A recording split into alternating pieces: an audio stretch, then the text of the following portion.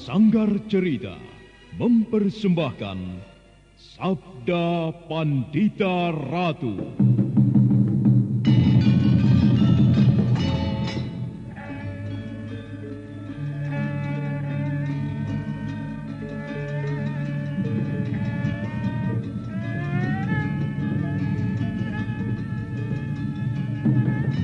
Kureguk anggur Mahadewa, kucicipi madu sabdanya.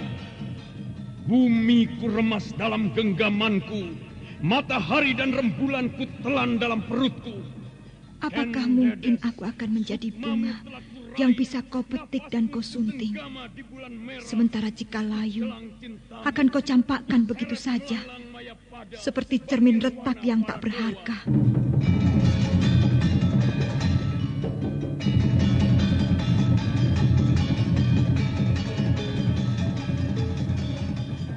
Sabda Pandita Ratu, sebuah kisah penuh dilema, tragedi cinta anak manusia, perebutan tahta, mabuk harta dan duniawi, serta silaunya kehormatan, di mana keangkara murkaan merajalela karena dendam yang membara.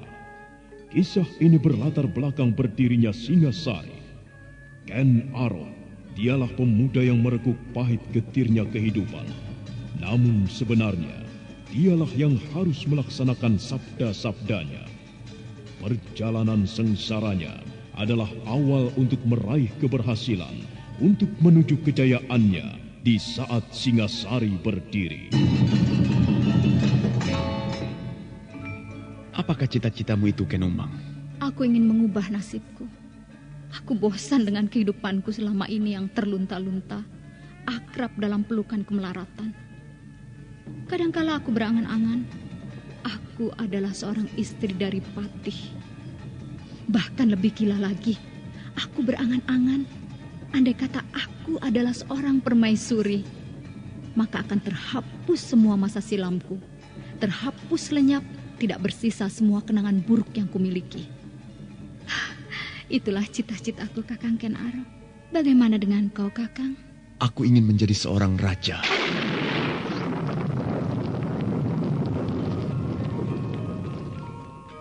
Sabda Pandita Ratu. Naskah ditulis oleh Pondra Swasti Langit, diolah oleh Agung Bahrodi, didukung oleh artis-artis terkemuka Ferry Fadli, Eli Ermawati, M. Abud, Ivone Rose, dan lain-lain. Teknik dan montase Ibing Arifin, dengan sutradara Dian Pertiwi. Sabda Pandita Ratu. Kali ini dalam episode ke-12 dengan judul Candi Swambara Budura.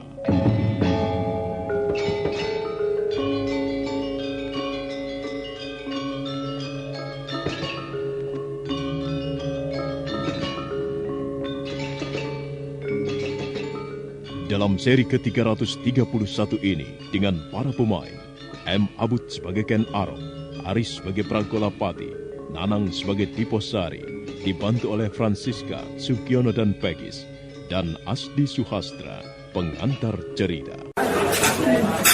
Ada apa sih, Hiu? Dari tadi tak perhatikan kok mukamu kusut banget. Aduh, aku lagi pusing nih. Mamaku minta dicarikan channel YouTube yang ada sendiwara radionya. Apa ada coba? Loh, ada. Coba aja kunjungi channel YouTube Satria Collection. Di sana ada sandiwara radio, lagu-lagu kenangan, dan masih banyak lagi. Wah, ini yang aku cari. Terima kasih ya, Res.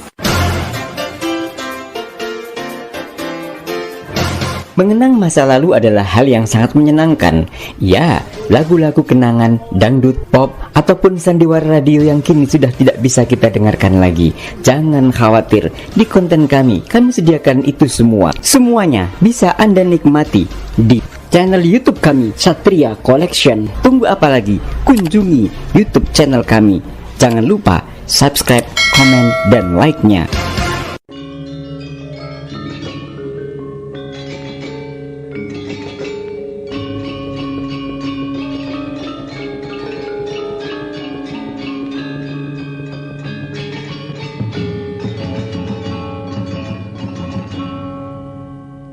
Diposari, bekas seorang senopati Tumapel di masa aku Tunggul Amatung, terkejut ketika belum terlalu jauh meninggalkan kediaman Senopati Pragolapati dihadang oleh Ken Arok.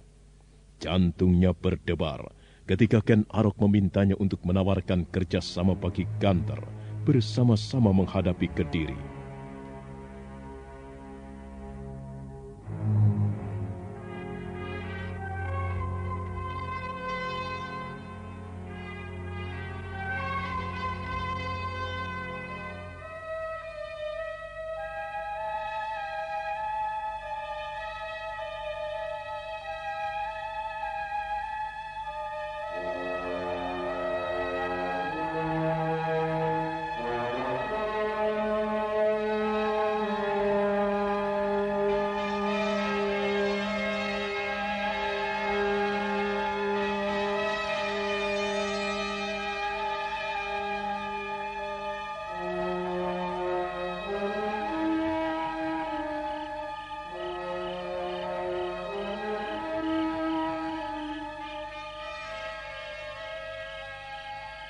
Bagaimana?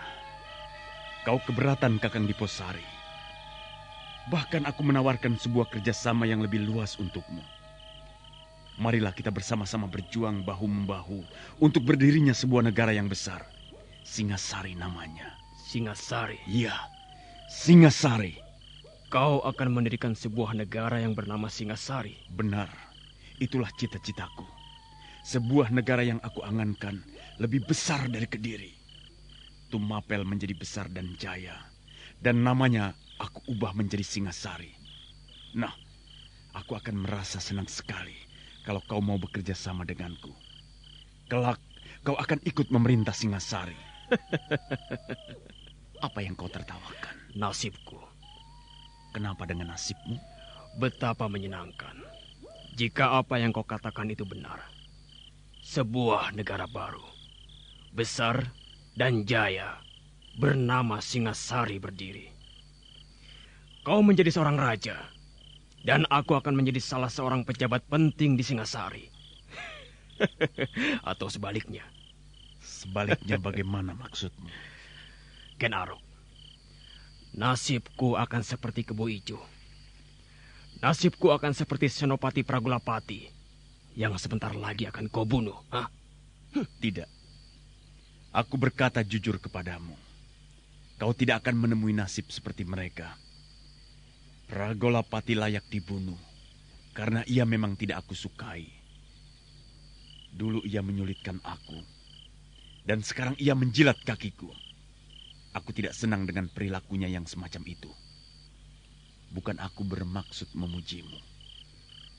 Akan tetapi orang semacam kau yang aku butuhkan. Kau berani melawan arus untuk membela kebenaran yang kau yakini benar. Nah, bagaimana? Ken Arok, sekarang kau bisa berkata begitu. Tetapi di lain waktu, kau akan berbuat sebaliknya. Bagaimana dengan Kebo Ijo? Bukankah Kebo Ijo sebuah contoh yang baik? Kebo Ijo telah membunuh aku Tunggul Amatung, dan ia mendapatkan hukumannya.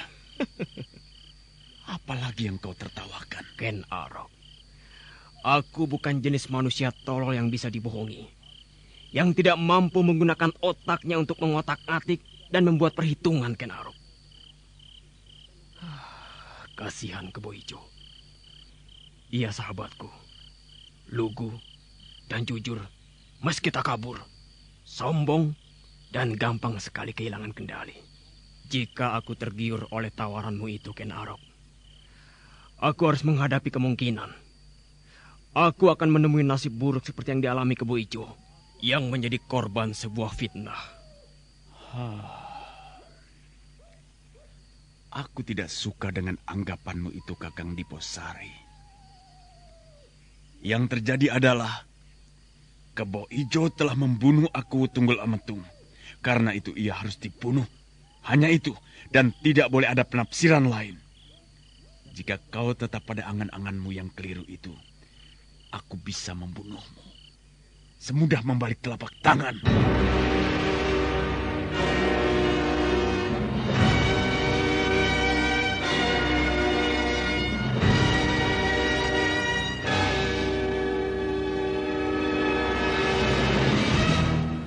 Dada Diposari berdegup sedikit lebih kencang. Tiba-tiba Diposari tersadar bahwa ia tidak boleh sembrono menghadapi Ken Arok yang mampu menilai nyawa seperti menilai benda yang tidak ada harganya. Kesaktiannya, kemampuan kanuragannya merupakan kekuatan tak tertahan yang bisa dipergunakan memaksakan kehendaknya, bahkan untuk membunuh. Justru karena itu, Diposari terdiam.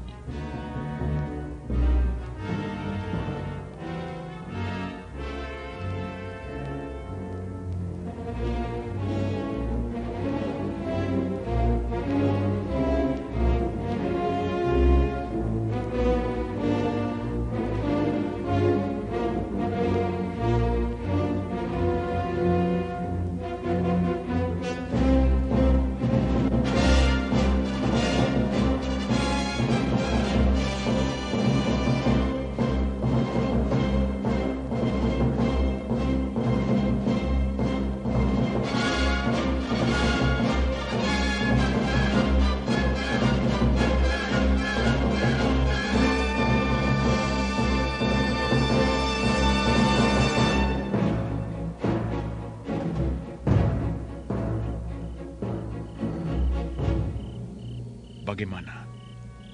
Kau tidak akan mempertimbangkannya? Akan aku pertimbangkan. Bagus. Aku suka dengan jawabanmu itu. Yang penting sekarang aku minta tolong kepadamu. Sampaikan kepada orang-orang penting di Ganter yang mempunyai wewenang mengambil keputusan. Aku menawarkan kerjasama untuk menghadapi Kediri. Tetapi dengan syarat mutlak dan tidak bisa diganggu-gugat.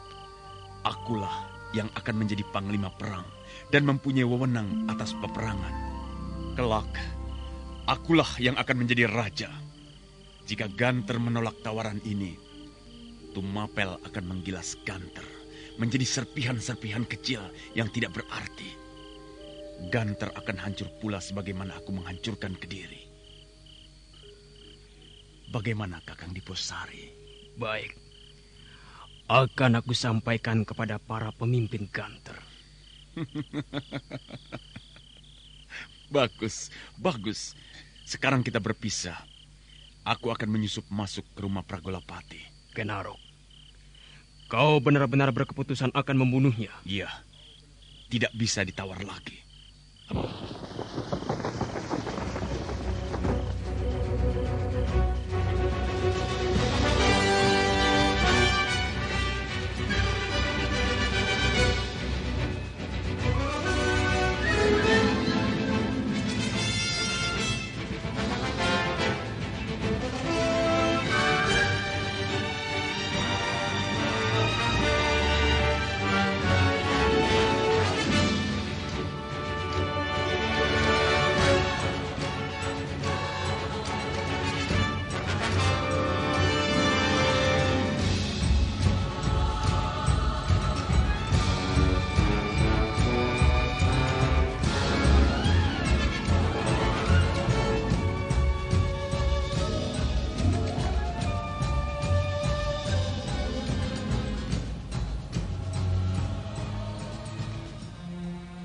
Diposari termangu beberapa saat. Nampak jelas dia kesulitan menenangkan diri sehingga beberapa saat dia tidak bisa berbuat apapun. Namun manakala kesadarannya mulai bekerja, Diposari segera melangkah, bergegas kembali menuju ke rumah Senopati Pragolapati.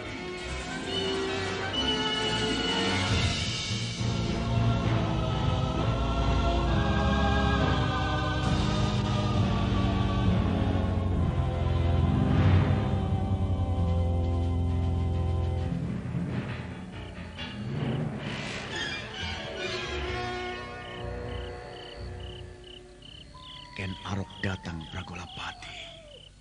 Ken Arok datang menjemputmu. Bersiaplah, Pragolapati, untuk kuantarkan ke alam kematian. Akan kusebar sirap, dan tidurlah semuanya. Tidurlah yang lelap. Mimpilah yang indah menggapai bintang-bintang di langit. Akan aku sebar sirap. Kalian semuanya.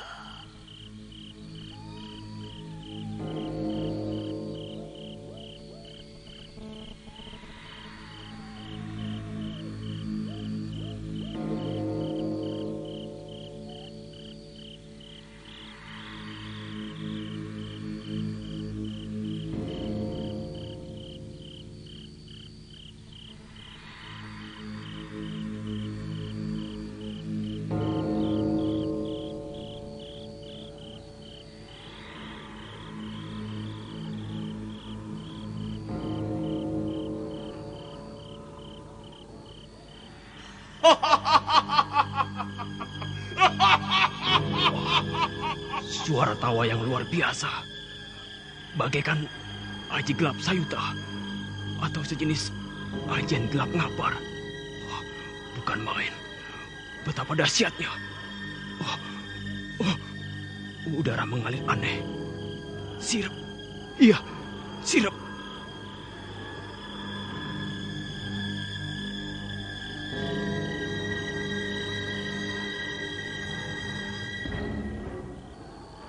Langkah Diposari terhenti ketika simpul-simpul syarafnya merasakan udara yang mengalir membawa kekuatan sirep yang kuat.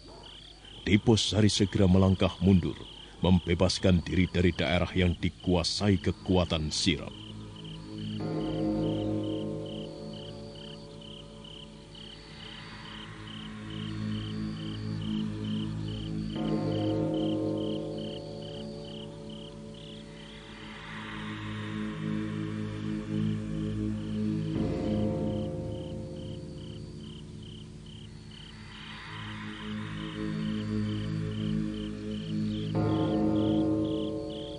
Bukan main.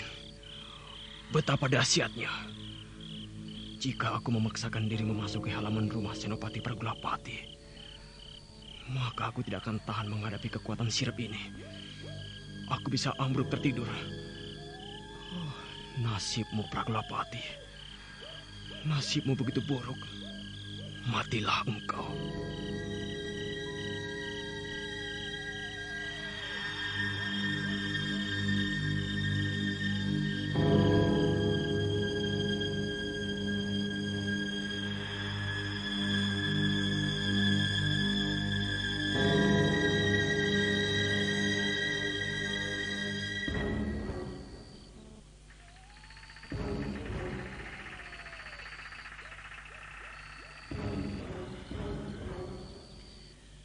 Tumpang tindih telanjang tanpa selembar benang pun.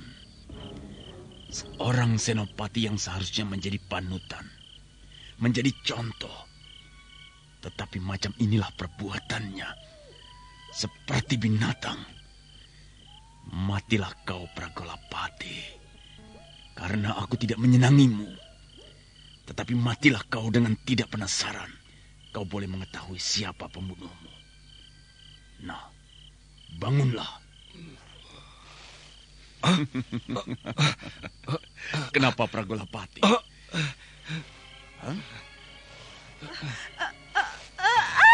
Apa yang kau lakukan di sini, Ken Arok? Apa? Jangan.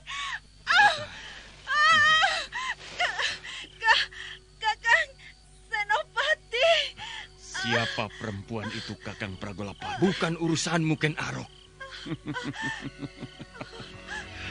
Paling tidak, itu justru menyenangkan hatiku. Besok Kumapel akan geger melihat kematianmu dengan perempuan itu. Jangan. Orang-orang tentu mengira yang membunuhmu adalah suami perempuan itu, yang tidak rela istrinya kau permainkan sebagai pelampiasan nafsunya. Apa yang kau lakukan, Ken Arok? Membunuhmu.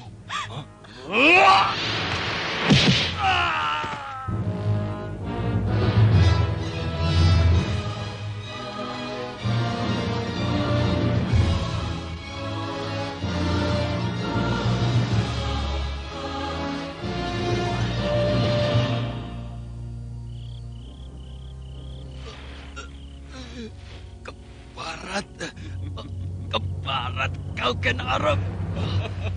Iblis kau. Sudahlah, Pragolapati. Matilah dengan tenang. Jangan mati penasaran, agar kau tidak sesat di jalan. Berdebah. Iblis kau, Ken Arok. Keparat Iya, kau. aku memang keparat. Terkutuk. Iya, aku memang terkutuk.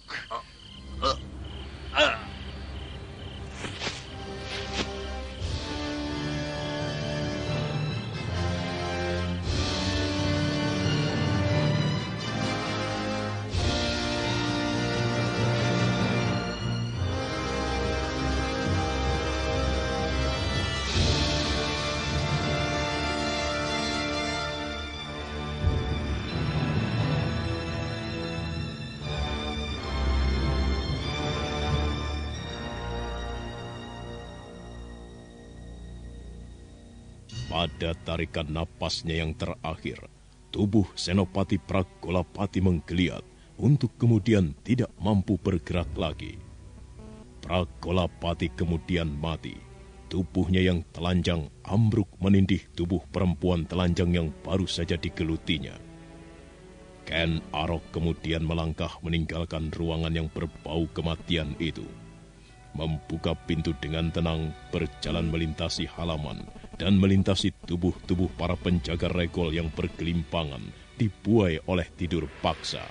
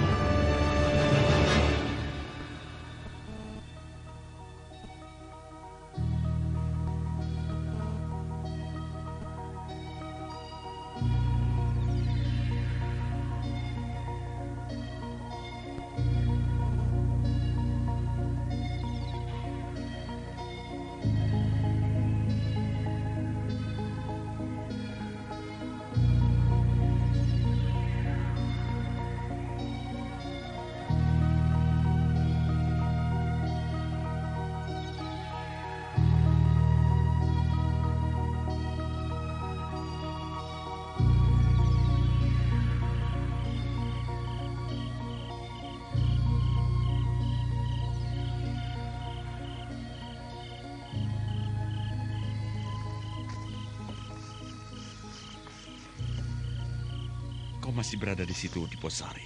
Iya. Kau ingin melihat apakah aku telah membunuh Pragolapati atau belum? Kau tentu telah melakukannya.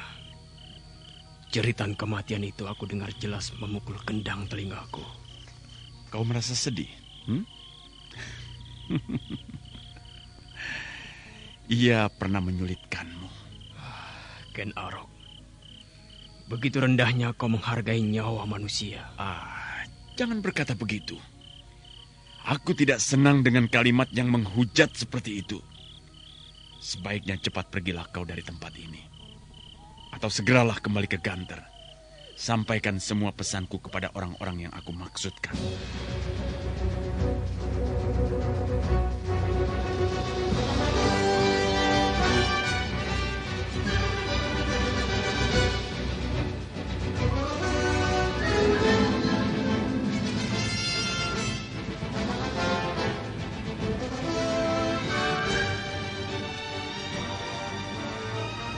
Ketika fajar tiba, Tumapel diguncang berita yang mengejutkan dan menggegerkan.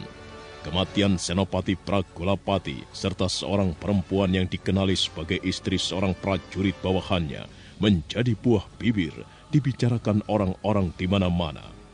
Namun pada dasarnya semua orang beranggapan kematian Senopati Pragolapati adalah buah dari pohon yang ditanamnya sendiri, yaitu buah dari merusak pagar ayu.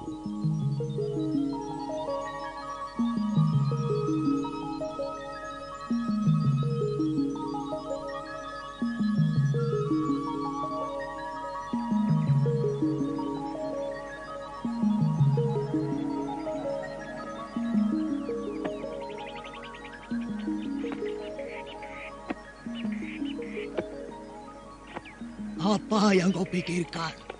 Aku sedang memikirkan keadaan yang berkembang di Tumapel ini, Kang. Cobalah kau renungkan. Dalam beberapa hari ini telah terjadi hal-hal yang luar biasa di Tumapel. Tetapi kita hanyalah petani. Mengapa kita harus ikut-ikut memikirkannya? Loh, tidak memikirkan bagaimana, toh, Kang? Imbas dari perkembangan yang terjadi mengenai kita juga.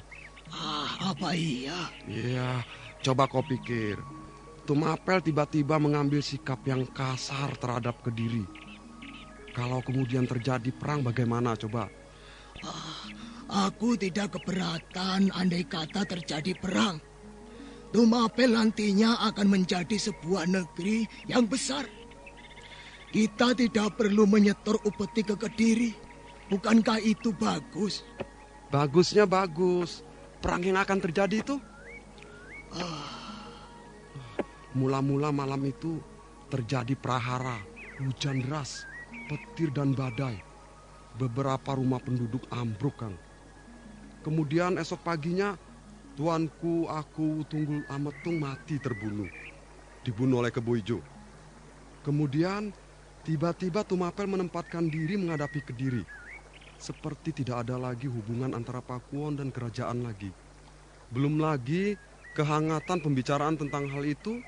Sekarang Tumapel gempar lagi. Siapa yang tidak mengenal Senopati Pragolapati, Kang? Senopati Pragolapati membuat gempar dengan kematiannya. Nah, bagaimana coba? Kau benar. Dalam beberapa hari ini, Tumapel memang banyak sekali digemparkan oleh peristiwa-peristiwa luar biasa. Termasuk penunggang kuda putih berjubah itu. Siapa mengira orang itu ternyata Tuan Ken Arok.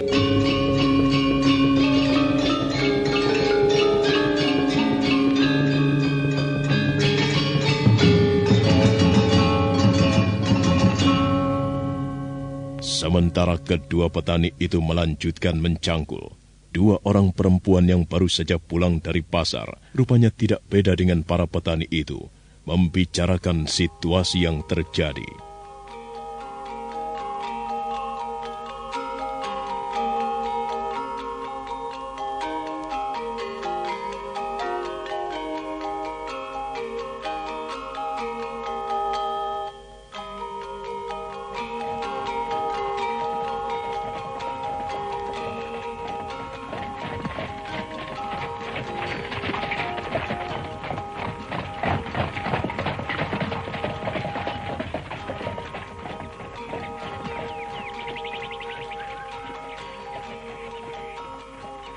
Bagaimana pendapatmu, Nyai Surin? Jika menurut pendapatku, Mbak Yu, tapi jangan bilang siapa-siapa ya. Iya, kau pun juga jangan bilang pada siapa-siapa.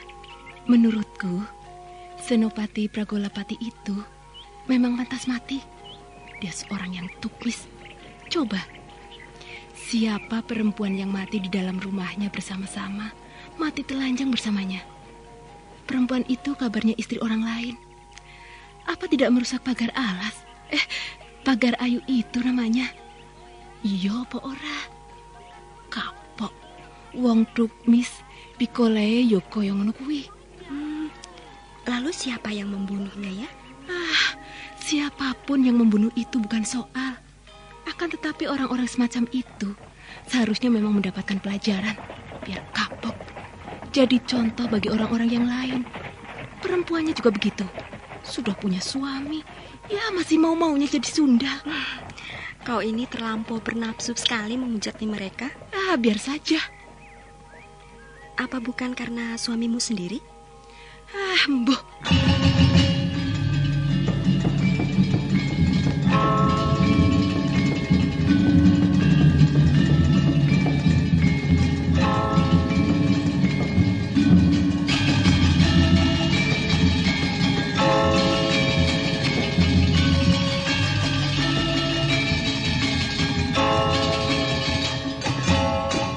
Maka demikianlah hari-hari yang kemudian bergerak padat dengan berbagai kesibukan di Tumapel. Ken Arok sibuk menancapkan pengaruhnya di mana-mana, baik terhadap para prajurit, juga terhadap Ken Dedes. Perbawa dan karisma yang dimiliki Ken Arok ternyata juga sedemikian besar. Tanpa sadar, orang-orang Tumapel telah tergiring untuk memujanya, bahkan mengikuti kehendaknya. Sementara itu di Kediri, Kartajaya, Raja Kediri, menerima Tumenggung Yuda Paksa dan Manca Sastra di Gedong Jene.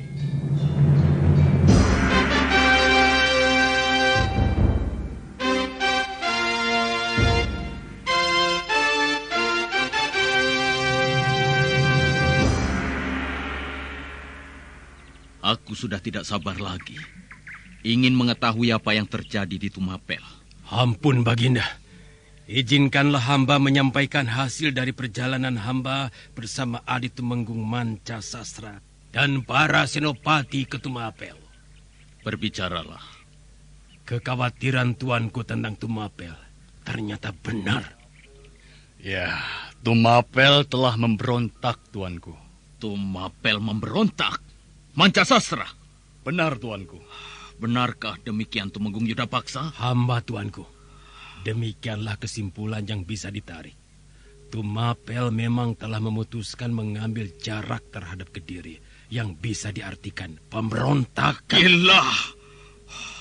Tidak tahu diri. Katakan, siapa yang mewakili Tumapel berani menyatakan pemberontakan itu? Siapa? Pemuda itu, tuanku. Ken Arok. Setan! Bedebah. Ia berani melakukan itu. Mencuri Ken Umang dari tanganku dan kemudian menggiring Tumapel untuk tidak mempercayai dan mengakui kekuasaanku lagi. Begitu. Demikianlah yang terjadi, tuanku. Bahkan pemuda yang bernama Ken Arok itu telah melecehkan kami, duta dari Kediri. Ceritakanlah, Yudapaksa. Ceritakan selengkapnya. Bagaimana kesombongannya Ken Arok itu. Ceritakan dengan lengkap. Aku ingin menikmati kesombongannya. Untuk pada suatu ketika kelak, ia akan merasakan buah dari perbuatannya yang tidak tahu diri itu. Hayo Tumenggung Yudapaksa, ceritakan.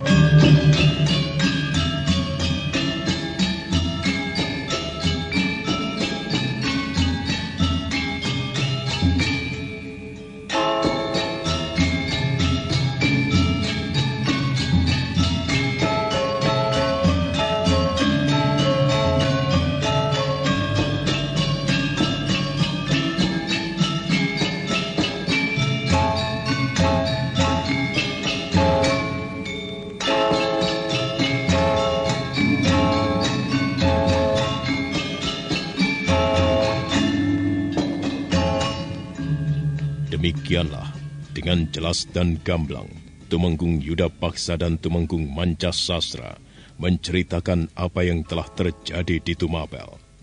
Dan pada suatu malam, Senopati Tumapel pada zaman Aku Tunggul Amatung yang masih hidup bertemu dengan Rudra Pondo yang sudah kembali dari Ganter.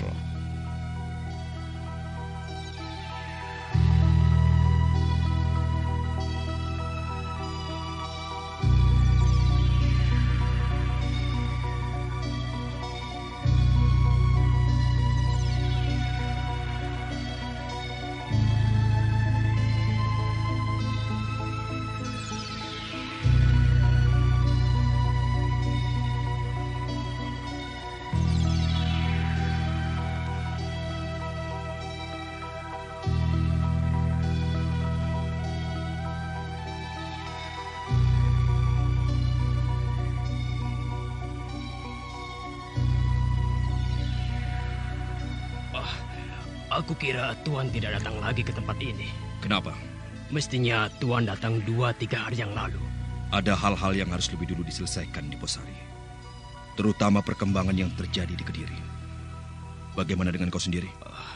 Tuan, wajah Tumapel telah berubah sama sekali. Meski baru beberapa hari yang lalu Tuan kembali ke Ganter. Namun sekarang, Tuan akan menyaksikan Tumapel dalam wujud yang lain sama sekali. Perubahan apa saja itu? Sebuah kekuatan besar. Tengah dibangun habis-habisan di Pakuan ini. Dan akan menjadi badai yang menggilas apapun yang mencoba merintanginya. Itulah yang dilakukan oleh Ken Arok dalam beberapa hari terakhir ini. Tuan, kelihatannya hanya beberapa hari. Tetapi perubahan yang terjadi di Tumapel benar-benar tidak terduga. Pesona yang dimiliki oleh Ken Arok bagaikan kekuatan sihir. Menyihir semua orang untuk berbuat dan bergerak sesuai kehendaknya. Malam ini, Tuan, jika Tuan pergi ke alun-alun, Tuan akan melihat ratusan obor menyala di sana, menerangi beratus-ratus prajurit dalam olah geladen peperangan atau kanuragan. Bukan main. Tuan bisa bayangkan, Ken Arok mempunyai kesaktian yang demikian tinggi. Kira-kira apakah yang bisa dilakukan oleh Ken Arok untuk meningkatkan bobot para senopatinya? Ya, aku mengerti. Kebo Ijo yang menurut ceritamu semula tidak bisa berbuat apa-apa, bisa menjelma menjadi orang yang menggetarkan dan bahkan mengalahkan Senopati Pragolapati. Tentu, tentu Ken Arok bisa melahirkan berpuluh-puluh hal yang serupa. Benar, Tuan Rudrabondo. Tetapi apakah Tuan sudah mendengar bahwa Senopati Pragolapati telah mati terbunuh?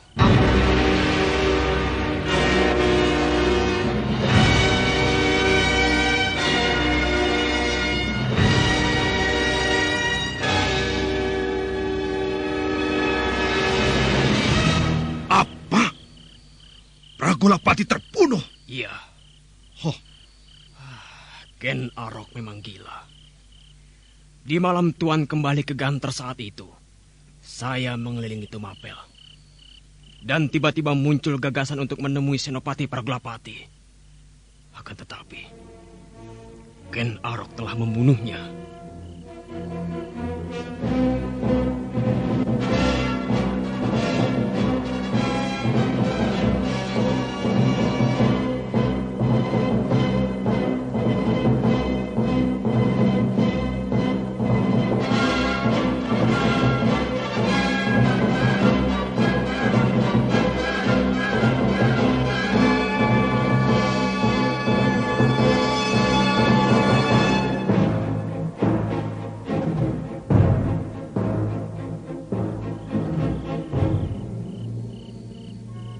Dengan jelas Diposari menceritakan ihwal kematian Senopati Pragolapati yang didengarkan oleh Rudrabondo dengan perasaan amat tegang.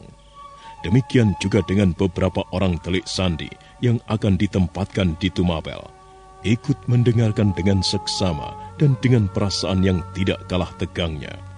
Sedikit banyak mereka telah mendapatkan gambaran tentang Tumapel serta siapa Senopati Pragolapati. Itulah yang telah terjadi, Tuan. Ken Arok telah membunuhnya. Bukan main. Benar-benar luar biasa orang yang bernama Ken Arok itu. Perbuatannya sungguh tidak terduga-duga. Sulit diduga, sulit ditebak. Lalu, bagaimana Diposari? Itulah, Tuan. Ia meminta kepadaku untuk menyampaikan tawaran kerjasama bagi para pejabat pengambil keputusan di Ganter. Untuk bersama-sama menghadapi Kediri. Akan tetapi, ia mempunyai syarat, juga ancaman. Apa syaratnya? Dan apa pula ancamannya? Syaratnya, jika Ganter berkeinginan bergabung bersama-sama Tumapel menghadapi kekuatan Kediri, kepemimpinan harus di tangan Ken Arok. Kelak yang akan menjadi raja di Singosari adalah Ken Arok. Singosari? Apa itu? Sebuah negeri baru yang diangankan oleh Ken Arok itu bernama Singosari. Bukan Kediri, bukan pula Tumapel, akan tetapi Singosari. Lalu apa ancamannya? Sebuah ancaman yang mengerikan, Tuan. Sebutkan. Tidak tanggung-tanggung. Tumapel akan menggilas Kediri sampai lumat. Dan menggilas Ganter pula sampai hancur. Jika pimpinan Ganter tidak mau menerima tawaran itu. Sombong sekali orang itu. Itulah kata-katanya, Tuan. Kata-kata Ken Arok yang sering disebut-sebut sebagai singa liar dari padang karautan. Juga disebut-sebut sebagai orang yang membawa pertanda kasih dari dewa-dewa. Sebaiknya malam ini juga kita ke alun-alun untuk melihat latihan perang seperti yang kau sebut-sebut itu. Mari, Tuan.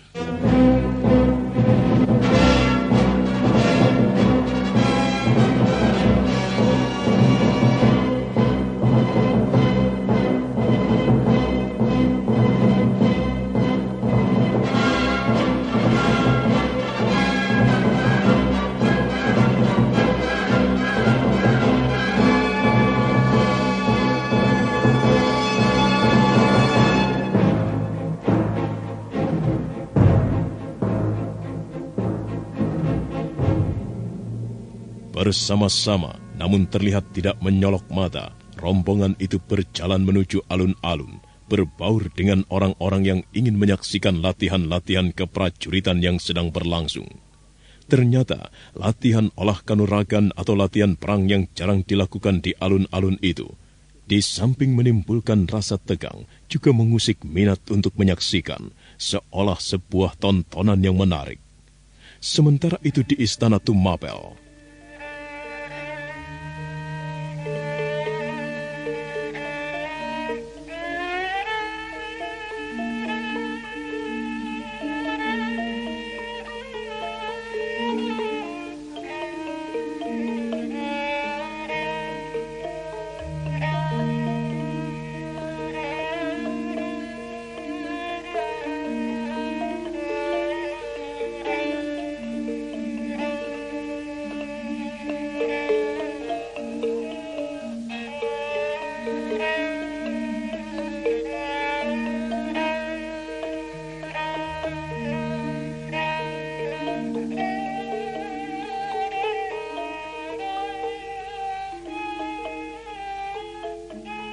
apakah ada sesuatu yang sangat penting yang ingin kau bicarakan dengan aku, Ken Arok? Benar, Tuan Putri. Soal apa? Soal kita berdua. Soal kita berdua? Soal yang mana, Ken Arok? Dan apa maksudmu? Tuan Putri, ada persoalan yang berkaitan dan meski Tuan Putri tidak menyenanginya, Tuan Putri harus melihatnya sebagai kenyataan. Hamba menghendaki jabatan sebagai aku. Maksudmu? Bukankah apa yang kau lakukan selama ini tidak ada bedanya? Seolah kaulah aku. Bukan itu yang hamba maksud, Tuan Putri. Lalu apa?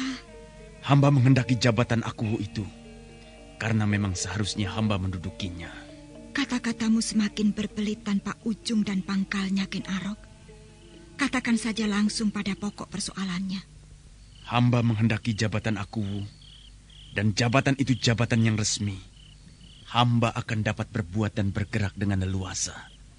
Dan itu hanya bisa terjadi jika hamba mengawini Tuan Putri. Ada apa sih, Hiu? Dari tadi tak perhatikan kok mukamu kusut banget. Aduh, aku lagi pusing nih. Mamaku minta dicarikan channel YouTube yang ada sendiwara radionya. Apa ada coba? Loh, ada. Coba aja kunjungi channel YouTube Satria Collection. Di sana ada sandiwara radio, lagu-lagu kenangan, dan masih banyak lagi. Wah, ini yang aku cari. Terima kasih ya, Res. Mengenang masa lalu adalah hal yang sangat menyenangkan. Ya, lagu-lagu kenangan, dangdut, pop, ataupun sandiwara radio yang kini sudah tidak bisa kita dengarkan lagi. Jangan khawatir, di konten kami sediakan itu semua. Semuanya bisa Anda nikmati di channel YouTube kami, Satria Collection. Tunggu apa lagi? Kunjungi YouTube channel kami. Jangan lupa subscribe, komen, dan like-nya.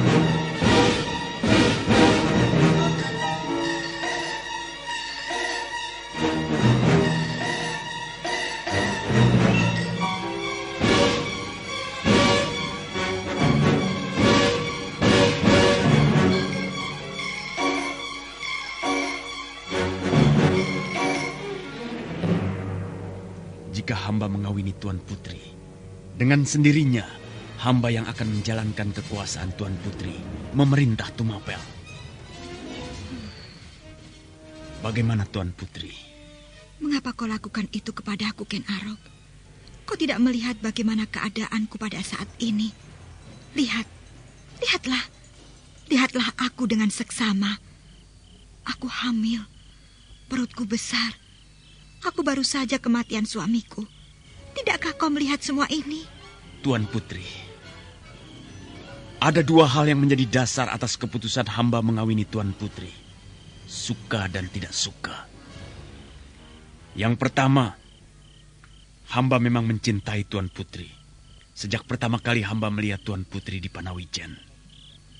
Dan yang kedua, hamba menghendaki jabatan Akuwu itu sebagai pijakan bagi hamba untuk meraih cita-cita yang lebih tinggi. Singasari. Singasari adalah sebuah negara besar yang lebih besar dari Kediri. Sebuah negara yang sedang hamba angan-angankan. Tuan Putri jangan menolak. Dan Tuan Putri memang tidak bisa menolak. Tidak mempunyai pilihan lain. Hamba bisa menempuh berbagai cara untuk mewujudkan apa yang hamba angan-angankan itu. Aku hamil. Yang hamba kehendaki adalah sebuah perkawinan dalam sebuah upacara yang resmi, yang disaksikan seluruh rakyat Tumapel, direstui para Brahmana. Itu pun juga tidak patut dilakukan, Ken Arok. Kau mengawini orang yang sedang hamil. Semua rakyat Tumapel akan tahu bahwa hamba mengawini tuanku adalah karena hamba berusaha memberikan pengayoman kepada tuanku. Hamba mengawini tuanku adalah karena hamba harus melindungi tuanku. Rakyat Tumapel akan memaklumi dan menyetujui tindakan itu. Karena dengan demikian, hamba akan mendapatkan kekuasaan yang syah sebagai Akuwu. Hal yang untuk beberapa waktu ini justru diharapkan segenap rakyat Tumapel. Rakyat Tumapel menginginkan hamba menjadi Akuwu. Hal itu sangat mendesak untuk menghadapi Kediri. Rakyat berbicara hal itu di mana-mana, Tuan Putri. Di pasar-pasar, di sawah-sawah, dimanapun. Jawablah, Tuan Putri. Tuan Putri harus menjawabnya segera. Aku tidak bisa memutuskan sekarang, Ken Arok. Setidaknya sampai bayi di dalam kandunganku telah lahir. Saat itu, barulah pantas bagiku untuk mempertimbangkan keinginanmu. Tidak ada waktu lagi, Tuan Putri. Perang besar antara Tumapel dan Kediri bisa terjadi sewaktu-waktu. Tuan Putri harus memutuskan secepatnya. Paling tidak besok pagi, ketika matahari mereka. Hamba sudah harus mendengar kesediaan Tuan Putri. Sekarang, izinkanlah hamba mohon diri. Hamba telah menyampaikan keinginan hamba kepada Tuan Putri.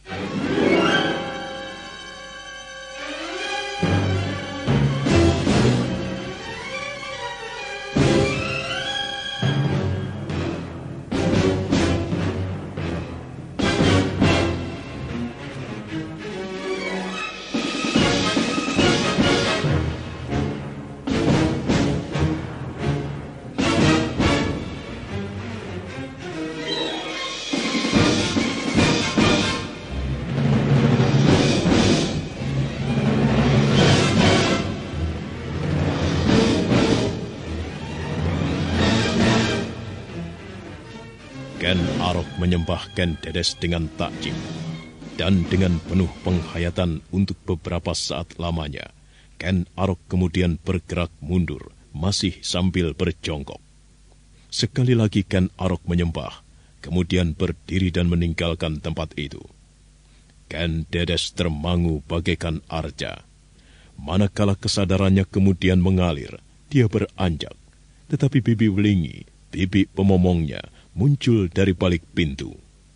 Nah, bagaimana kisah selanjutnya?